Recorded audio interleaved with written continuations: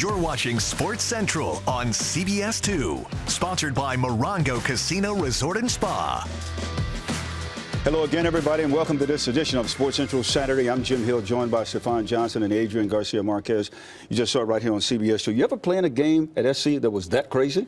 Absolutely. I have Oregon State, my junior year, going into the Corvallis and going into that atmosphere, and it seemed like they couldn't do no wrong. That was a breakout game for the Rogers brothers.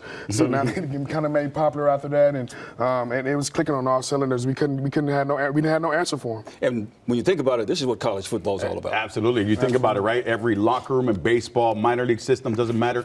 Wherever you are, everybody's watching college football. When it gets hot like today, what'll be that thing? You better believe it. It was indeed very, very, very hot. All right, my friends, what do you say we get started? Hopefully everyone enjoyed the SEC showdown between Florida and Tennessee. But here, well, we're located and talking about the Pac-12, that's for sure. Last week, UCLA needed a wild comeback and a last-second field goal to beat South Alabama. Despite the shaky performance, the victory marked the first time the Bruins have gone unbeaten in non-conference games under head coach Chip Kelly. Now, UCLA takes its 6-game win streak to Boulder, where they opened up Pac-12 play against the 0-3 Colorado team. UCLA looking to start the season 4-0 for the first time since 2015. Bruins are really on the move early on. Dorian Thompson-Robinson keeps it on the run option and turns upfield for a first down and then some. He picks up 28 yards to get into the red zone. And 2 plays later, off the play action, DTR finds Matt Sykes for a 24-yard touchdown. Sykes' first career score puts UCLA on the board, giving them a 7-0 lead in the first quarter. Under a minute to play in the first, Zach Charbonnet takes it right up the middle before bouncing outside, taking it 35 yards to the house. An early 14-0 lead for the Bruins. Stefan, that's really amazing. Yeah, I like this kid, man. He really kind of showed us exactly who he is this weekend, and he got some paint on his shoes twice today. Went over 100 yards rushing with 9 carries. He looks great. He certainly did. Meanwhile, Colorado is down 21-3 right before the end of the half. Owen McCown rolls out and keeps it on the ground to score and cut the lead to 21-10 going into at halftime. Now we go to the second half. The Bruins go back to Charbonnet. He hits the hole and breaks loose. 46-yard touchdown run to make it 28-10. He now has 3 touchdowns today. A dominant performance so far, Adrian. Just look at the way he's running the football north and south. Reminds me of a Stafon Johnson when he was going downfield, autoritario, with no holds barred. Nothing's going to stop him. Hungry for the end zone. We saw it today. Oh, they're feeling really good. UCLA comes away with a big win. Final score 45-17. So the Bruins won the battle of the trenches. They had nearly 250 yards rushing and over 7 yards per carry. UCLA held Colorado to just 51 yards on the ground, and the Bruins also won the turnover battle as well. All right, Stefan, what a game here we saw by Zach Charbonnet. Yeah, it kind of goes back to when he was an All-American in high school, when he went to Michigan his first year, and he had that notoriety and that name to have these type of games, you know, and be that imposing on a defense. And he showed his way. He had his way this week, and he showed that who he is and his explosiveness, his elusiveness, and to be able to finish runs and finish off with touchdowns and long runs, that really says a lot. And I really like what he's doing, and he's getting better week by week. And he's gaining more confidence in himself. Absolutely, that's all it's about, especially running the rock. When you got confidence in yourself and you know what you can do, you understand that they have a great background and they've been doing a lot of stuff throughout the offseason, you're ready to go. And when you think about it, the Bruins schedule gets much more difficult over the next few weeks. That is for sure. They have 3 games in a row against teams currently ranked in the AP Top 25. That starts with hosting Washington. That will be on Friday night at the Rose Bowl, followed by a huge matchup against number 13 Utah. And after their bye, well, the Bruins head to Eugene to face Oregon. Adrian, how well can this team handle these kinds of games in the next 3 games? If you're running the football the way that we saw today, and obviously DTR throwing the football the way he's been throwing over 600 yards, he's doing a great job. I feel like this is a great test, but we're going to really find out who they are in these next 3 weeks. And it's going to be a lot of fun watching them, that is for sure. All right, my friends, to the 7th-ranked USC Trojans tonight, the men of Troy head to Corvallis to take on the undefeated Oregon State Beavers. Here we go. USC has really cruised through its first 3 opponents, including that 45-17 breakdown of Fresno State last week. But now they face the Beavers, who often have given the Trojans all kinds of trouble. The Cardinal and Gold have lost 3 of their last 5 games in Corvallis, and they know it'll be another tough matchup this evening. I think you understand it's going to be a challenge. I mean, it's road football. I mean, most teams, if they're any good at all, are typically pretty good at home. And this is obviously was a good football team last year, and is a good football team again this year, clearly. And so road games are always a big challenge, especially when the opponent's a strong opponent, and that's we're up against a good opponent at historically, a lot of people use the word tough place to play. I mean, I think these are fun. I mean, you want them like this. You don't want it too nice. Going back to research, that's going to be fun. It's always fun playing down up there. They're a good team. They're a great team. And they have a great fan base. And it is always super fun to play up there. All right, Adrian, it's bend but don't break for the USC defense so far this year.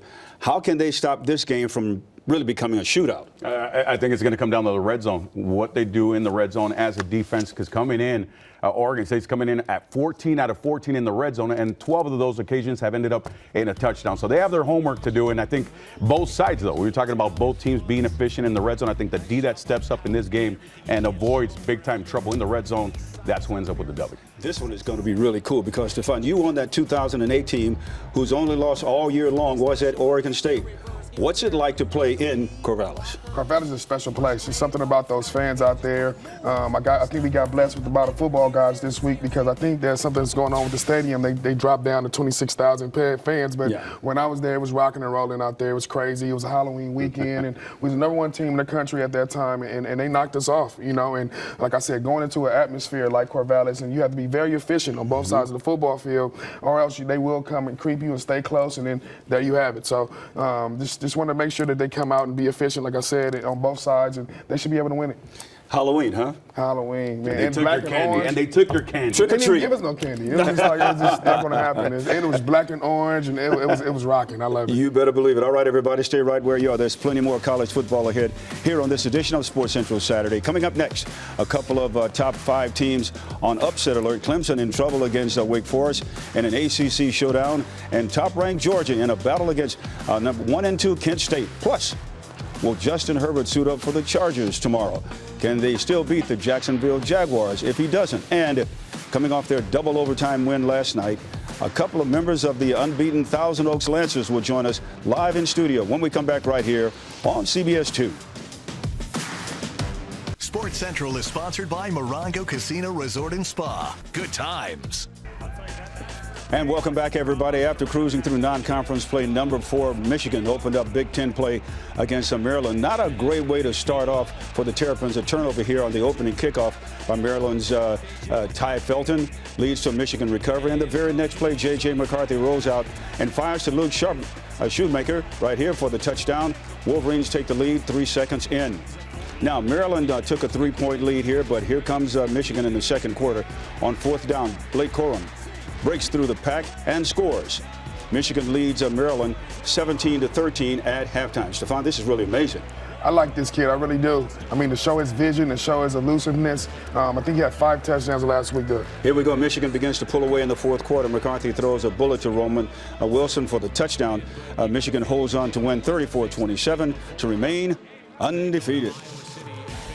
Meanwhile, back in 2008, Wake Forest upset Clemson, prompting the Tigers to get rid of their coach and promote someone by the name of Dabo Swinney. Remember that? Since then, Clemson has never lost to the Demon Deacons. Today, number 21 ranked Wake Forest has had probably its best game yet to snap the streak, hosting number 5 ranked Clemson in Twist Stadium. Here we go with those highlights, my friends. Since 2012, Clemson has won every game against Wake Forest by double digits. Wake Forest came out of the half really hungry, up 21-20. Sam Hartman airs it out to Blake Whiteheart for the touchdown. The Demon Deacons lead at 28-20. The Tigers would answer back. DJ Ungale really connects with Davis Allen right here for the touchdown. They got the 2-point conversion that tied it at 28. But not for long. Hartman finds Donovan Green in the end zone, the corner of the end zone for the touchdown. Wake Forest retakes the lead now at 35-28, heading into the fourth quarter. But here comes Clemson with a response. Will Shipley pushes his way towards the end zone and just barely gets the ball past the goal line. That tied the game, and it goes into overtime. And then after trading touchdowns in the first overtime, they're tied at 45 in double OT. Oyungu Ugale is right here. He throws it high to Allen, his second touchdown. to put Clemson back on top 51-45. Adrian, that's amazing. Amazing, and the vibe, the atmosphere, both teams coming in ranked for the first time together since 1950. You know it's going to be an electric game. One last chance now for Wake Forest. Fourth quarter, Hartman throws into double coverage. Nate Wiggins knocks it down to ruin Wake Forest's hope of an upset. Clemson survives 51-45 for their 14th straight victory over the Demon Deacons. What do you say we go to top-ranked Georgia now, facing Kent State in the first quarter, and Georgia dials up a tight end run on the second play of the game. Brock Bowers takes it 75 yards for the score. Here's a second rushing touchdown of the season. Georgia leads 7-0. But Kent State made it in quite a contest. Here's a Colin Schlee who finds Devontae Walker. He does the rest, 56 yards for the touchdown, and just like that, Kent State trails it 12-10. Adrian? Well, you see it right. The last time that these guys faced each other, I mean, it came down to Clemson's always dominated. 60 wins, 9 losses, 1 tie for these guys. But the Bulldogs pulled away late in the fourth quarter, going for it on 4th and goal. They punch it in for the touchdown. Georgia wins 39-22 to stay undefeated. All right, let's talk to Stafon right now, because back to Clemson and Wake Forest. The Tigers survive in double overtime, but both quarterbacks really put on a show. They really did. I think the California kid and DJ really did a great job and stayed poised in the end of the game and was able to complete that touchdown pass on the back shoulder that's definitely needed in that situation. You better believe it. Okay, let's talk some NFL action right now. Into the NFL we go. And tomorrow, the Chargers look to get back above 500 as they host the Jacksonville Jaguars at SoFi Stadium. But they might have to do it without their star quarterback in Justin Herbert. He fractured his rib cartilage in their 27-24 loss to the Kansas City Chiefs and is listed as questionable. Yesterday, Herbert talked about how the injury has progressed since 9 days ago. There definitely have been improvements. I think the most important thing is just to be prepared for Sunday and do your best. And, whatever that looks like, just do everything you can in the treatment room, the film room, out on the field, whatever it looks like, but just to be ready. I think football's a game where you play with a lot of discomfort. I don't think anyone ever really feels good during games. The NFL, it's a physical, tough league, and week in and week out, guys are dealing with things. So, that's just part of the game, just being tough and making sure that your body's ready to go when you play. I think it's day by day, just waiting to see how he feels, and we're going to kind of progress through the rest of this week and see how it goes. Now, Herbert did not practice yesterday as part of his recovery plan and will be a game-time decision tomorrow.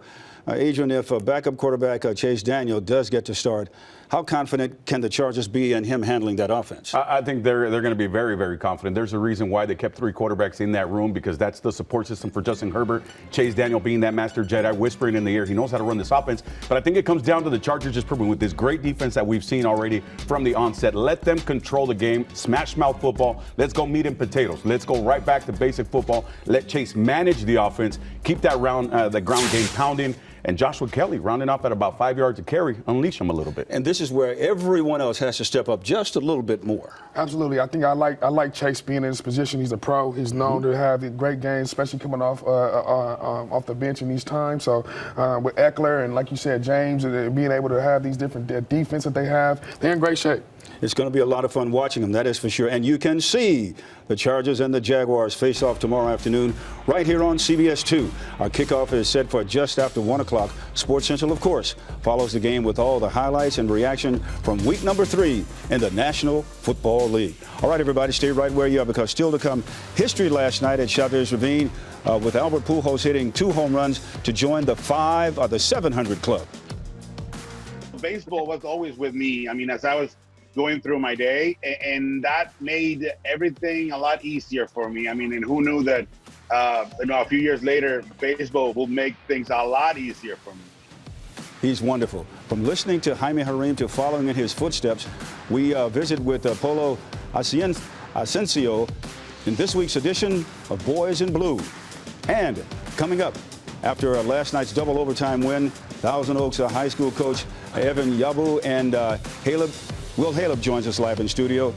They're going to be a lot of fun. They deserve a lot of credit, and they're getting a lot of credit right here on CBS 2. Charged Up, sponsored by Action Ion Charged Alkaline Water. Last night, Thousand Oaks won an absolute thriller against rival Newberry Park in double overtime. The Lancers Chase Martin scored a 5-yard walk-off touchdown to win it 41-38. Thousand Oaks led 20-0 early in the game, but after Newberry Park comeback, the Lancers held on to win it and improved to 5-0. They are indeed perfect right now. And also right now, we want to welcome in Coach Evan Yabu and Senior Will Haleb. Coach, let's talk just a little bit about your club, because this school went 2 years without winning a game. How did you manage to get this thing rolling? Step at a time, honestly. It was, in a situation like that, you know, there felt like there was some rebuilding to do in the culture, right? So we started that in the weight room and carried it all through the off season, and here we are now. Well, what did last night's game mean to you and the team? I'd like for you to talk about that just a little bit. Well, I mean, beating our rivals anytime is a big game. We all know the circumstances going in. Both teams are undefeated, and I mean, just to go out there and get a big win, both sides making big plays, I mean, it was awesome. Stafon, I talked to Will earlier. I said, man, how do you feel? He said, man, I'm tired. Of course, man. He went both ways. That's amazing when we talk about that. Yeah, absolutely, man. I think that being in those positions and playing in these different games, I know how it feels, man. And tell me, what was kind of joy? How was your feelings after the game? Oh, man, I mean, we were all excited. I mean, going crazy at the Green Holes student section, all of our friends with us. But, I mean, we were all drained out. I mean, we played 82 snaps on defense. I mean, that's a crazy amount of numbers. And, yeah, I mean, we were happy for it to be over and happy it went our way. Coach, what was your level of concern about his play being on offense and defense? Will, amongst others, right? We had several guys that go both ways, back and forth, and it's tough, you know, to manage these guys' workloads and keep them fresh throughout the course of a game. But you know, they do a pretty great job in practice preparing for moments like this, and they were ready. Let's talk just a little bit, Will, about the confidence of your club right now, because you went a long time, or the school went a long time without winning this game. But what does this do for your confidence moving forward? Oh, I mean, it totally builds us up a lot more than we want. I mean, we're 2-0 in league play right now. This is a big hoop that we knew we had to get over. And, I mean, for everyone, the whole team, the whole school is behind our back right now. And, I mean, it just feels great. And, Coach, probably everyone else in your division is saying, uh-oh, look what they just did. And this year they are for real. They may. I mean, every game's tough, right? We're in a tough league, and each opponent, you know, is going to give us a challenge. So 1-0 mindset, truly. Mm-hmm. Go ahead, Stefan. Okay, Coach, I mentioned that you said the last couple of years you guys have been winning, and you know, I'm familiar of your situation. I know you're a new head coach just like myself and new young, and I commend you with that, coming back to your old high school and being able to have that and that impact on these kids. What are some things that you did to help them to buy into what you were trying to do for them, and for them to have confidence in that and to show that throughout the game? Show them you love them, you know, and show them that you appreciate their time and their efforts and their energy. You know, these guys play, they play a sport that demands a lot, and they also go to school for 5 to 6 hours a day. So absolutely. By the time you get through, you know, a long day of practice in school, I mean, you're asking a lot of any person, right? So absolutely. Show them you love and appreciate them. But coach to coach, what advice can you give him? I need it. Yeah. Just that. I just, you know, you care about him genuinely, and yeah, show them that gratitude. I think that goes a long ways. And being a player, I think that helps out as for you as well, being able to understand what they're going through and how their body feel as well, right? Most definitely. The physical strain that goes into a week of prepping for football, mental is it's a lot. So any chance to relate to these guys, we try our best. And speaking of how the body feels, this one is sore. This one's going to sleep real good tonight, aren't you? Oh, yeah. Gentlemen, thank you so much for being here. We really appreciate it. All right, my friends, stay right where you are, because coming up next, a clash between two of the top teams in the Pac-12. Number 15, Oregon, taking on undefeated Washington State. When we come back right here on CBS 2. Welcome back to our program. Polo Asensio is really lighting up the St. Louis Cardinals Spanish radio booth with his electric home run calls of Albert Pujols. The Southern California native really didn't have an easy path to announcing in Major League Baseball games, because after moving to the United States from Tijuana, he listened to legends Jaime Harim and Vin Scully call Dodger games while cleaning offices. Here's our Joe Pena Lopez right now, who caught up with him while Pujols was on the quest of 700 home runs. Boys in Blue, sponsored by Capozio Buick GMC. Well, Polo, when you were a custodian in Southern California, you were listening on your radio. to Vince Scully and Jaime Jarrín. What was that like, and what did listening to baseball do as you were cleaning? Baseball was always with me. I mean, as I was going through my day, and that made everything a lot easier for me. I mean, and who knew that, a few years later, baseball will make things a lot easier for me. And then you became a statistician for the Dodgers, and you got to interact with and become friends with Vince Scully and Jaime Jarrín and Fernando Valenzuela. What was that like for you? I just kept that love for the Dodgers, and obviously always loving baseball. And then life, throws you a curveball, fun, totally intended, and you are working at Dodger Stadium. Those voices that I grew up listening and those personas that I used to watch from afar, all of a sudden they're my co-workers, or I am working alongside with them. That was crazy. And to this day, I cherish those moments with Jaime, with Vin, with Fernando, with Tommy Lasorda. Tommy just had a thing with me that he never called me by my name. He always called me a name with the P. He never called me Polo. He Pollo, Pablo, Pelo. I'm like, Chicken. You know what? When you're a Hall of Famer, you can call me whatever. Just like they say, don't call me late for dinner. And those were without knowing my college years. Once I graduated from there, then the opportunity came, and that's what brought me here to San Luis. Benji Molina, your color analyst, what is your relationship like? And you guys seem to have a lot of good chemistry in the booth. We're still going strong, and people think that we've known each other forever and ever because the way we talk, the way sometimes we finish each other's sentences, it's just weird. To have that relationship with somebody like Benji, for me, he was the perfect fit, and for him, I was the perfect fit, because at the end, we both understand our role in the booth, and we work it together. We just go, and it's been a lot of fun. Like I said, a lot of people that they don't even understand what we're saying here in the Midwest. A lot of people don't. They come up to me and say, hey, I don't know what you guys are saying, but it sounds beautiful. 2 outs para Pujols, el lanzamiento de Gomber, batazo. ¡Vámonos! A jardín izquierdo, para atrás, el jardinero para atrás. El Grand Slam número 16, el cuadrangular 690. ¡A la historia, José Alberto Pujols! What's it like to call future Hall of Famer Albert Pujols' home runs and the chase to 700? It's a delight to see him play, to see him hit, to see him give people in San Luis all the love that he can give them at the end of his career after he left for 10 years.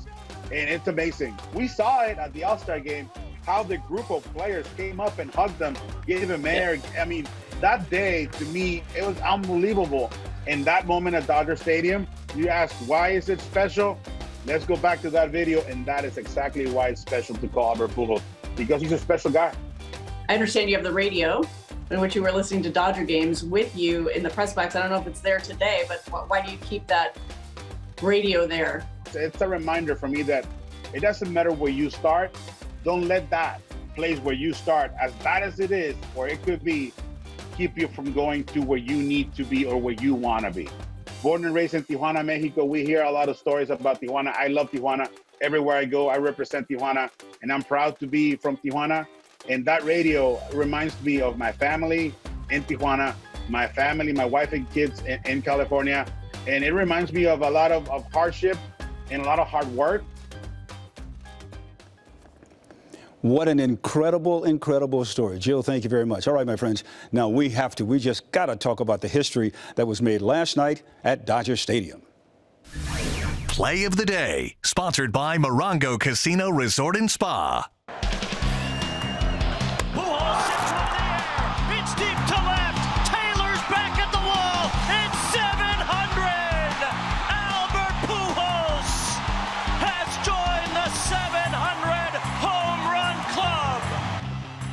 And last night, with his second home run of the game, Albert Pujols became just the fourth player ever to hit 700 home runs in his career. What a moment for the future Hall of Famer, especially doing it at Chavez Ravine against his former team. What a special night, first of all, to have my family here in town and to be able to do it here at Dodger Stadium, where I think my joy pretty much of this game came back last year, being in the postseason and being in the clubhouse just a few feet away from here. I mean, it's pretty special, especially, with the Dodgers fans do it here, and you know, and then you can get to see both sides, you know. They get to enjoy this, and then doing with the Cardinals uniform is even special. And Adrian, you know, it's really amazing. Everybody at Dodger Stadium was rooting for him, including the Dodger players. Yeah, that's Alberto Pujols. Tío Alberto, there's a reason why they call him Uncle Albert, one of the most beloved figures in baseball. And you're rooting for the guy. I mean, you look at the bonds. Aaron, Ruth Pujols, add that name, the greatest right-handed hitter we've ever seen. Alberto Pujols doing what he did last night. Now, another thing that stands out, 304 his batting number. Actually, let me correct. That's 306 with 14 bombs the last 43 games. Had 6 homers before the All-Star break. That's it. He caught fire. Cardinals have benefited from it, but nobody deserves it more. History is made. Alberto Pujols, a great example for all Latinos in the way that he's gone about business for a long, long time. A lot of people feel like maybe he'd already be at 750 had he not lost some time there with the Angels. And he gives the Dodgers a great deal of credit for bringing him here because that really kind of rejuvenated him. It did. That clubhouse, it re-energized him. That's what the Dodgers do. It's just a great, great group, great chemistry. That's why they were all rooting for him, and we all witnessed history last night. It's wonderful, wonderful, wonderful. What a great piece of history we saw last night, that is for sure. All right, my friends, what do you say we head back to Knoxville for the game you just saw right here on CBS 2. Number 20, Florida, taking on number 11, Tennessee. Here we go, a capacity crowd at Rocky Top, and Tennessee took advantage. The Volunteers would go up 17-10 into the half, and then on their opening drive in the second, here's a Hendon Hooker. He finds Jabari Small, 16-yard touchdown. Volunteers lead it 24-14. Now, Florida would rush in on a 1-yard touchdown, and the Volunteers would follow that up with one of their own. Small punches it in to cap off a 5-play drive. Volunteers extend their lead to 31-21. To the fourth quarter, we go now trailing 38-27 with about 20 seconds to go. Richardson hits Ricky Pearsall right here in the end zone. They would fail on the 2-point conversion, now trailing 38-33. Florida now going for the onside kick. The Gators recover it, and Stafon, this just surprised everybody. Yes, this is the things that we go over in practice, and these things happen, and I'm glad that they was able to execute that at this time. Now driving down the field a few plays later, Richardson is pressured, and his desperation pass is intercepted. Tennessee survives as they go on to win it by a score of 38-33. Meanwhile, number 15, Oregon at 3-0, Washington State. Oregon trails 10-6 in the second quarter on 1st and goal from the Ducks. For the Ducks, Bo Nix throws a pick 6. Jaguars return it 96 yards to the house. Adrian? Nix would nix him in the end. He would come back and get him, throw for 426 yards, dropping 3 touchdowns. Another day at the office. We jog and go now to the fourth quarter. The Cougars are leading 27-22. Robert Farrell heads into the end zone. Cougars on top 34-22, but the Ducks say not so fast. Under 4 minutes to play. Cam McCormick from a yard out scores. Nix now 31 and for 41. And 369 yards. Washington is forced to punt, so on Oregon's next drive, Nix finds Troy Franklin up the middle, 50 yards. Franklin takes it to the house. They complete the 2-point conversion and take the lead at 37-34. Cougars look to really get back on top with a minute left, but Ward is picked off. Oregon returns it for a touchdown. 3 different scores changes in just 2 minutes. That's amazing. Oregon goes on to win by a score of 44-41. All right, everybody, stay right where you are because still to come right here on CBS 2, more fun for you. Studs and duds, including a pair of players really laying it on the line to make one grab. We'll have that for you when we come back. Welcome back, everybody. Now we're going to have some more fun. Time now for our studs and duds. We're going to start with a pair of studly catches. How about this from Mel Keaton from Tennessee and Jalen Carter from Louisville. Both really lay out for the incredible grabs. Which ones do you guys like more? Go ahead, Stafon. I'm going to go with the first. Well, sheesh, the second one. I'll take both. You know, we're celebrating Hispanic Heritage Month. There's a word in Spanish, elegancia. Elegant. Elegance. That was sweet. Look at that. You know, it's hard. I'm going to the touchdown. You got to go with the touchdown. Got to go with the touchdown. Yes, the one that gets you into the zona festiva. Nothing against that. Yeah, got to go with the touchdown. Oh, really? You just absolutely incredible. Okay, now, what do you say we talk about our dud? Missouri had 2 chances to beat Auburn at the end of regulation. They missed a game-winning field goal. Then they could have won it in overtime, but Nathaniel Pete fumbles at the goal line, gentlemen. Great run, high and tight, fella. You got to finish your run. That's why in pop culture there's a saying, do not fumble at the one. That's exactly what we're talking about right there. Might have twisted his ankle and all kind of stuff like that. And this is something that he and they will never forget.